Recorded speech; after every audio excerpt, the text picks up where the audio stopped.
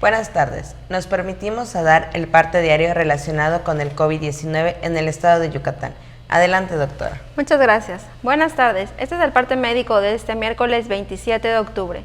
Como se ha señalado, en la reapertura económica los datos más importantes son la ocupación hospitalaria y los ingresos diarios.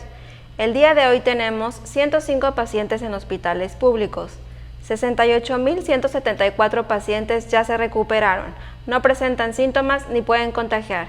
Esta cifra representa el 90% del total de contagios registrados, que es 75.633.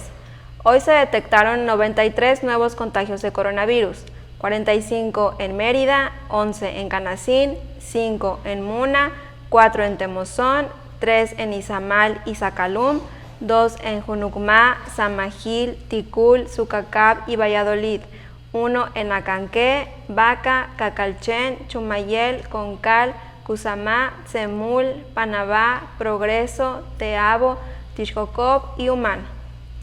De los 75.633 casos positivos, 596 son de otro país u otro estado.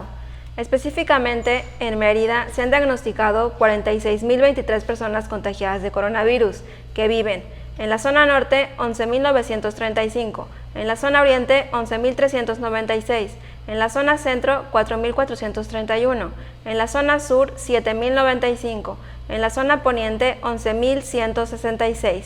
Lamentablemente, en este parte médico informamos de 6 fallecimientos. Son 4 hombres y 2 mujeres, de un rango de edad de 55 a 86 años. Sus principales enfermedades fueron diabetes, enfermedad cardiovascular, tabaquismo y obesidad. 3 residían en Mérida, 1 en Butzós, 1 en Cuncunul y 1 en Canacín.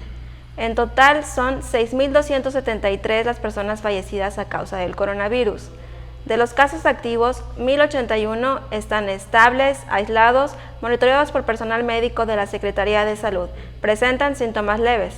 Como ya se mencionó, 105 de los casos positivos están en hospitales públicos y en aislamiento total. Hay otros pacientes a la espera de diagnóstico. El rango de edad de los casos es de 1 mes a 107 años.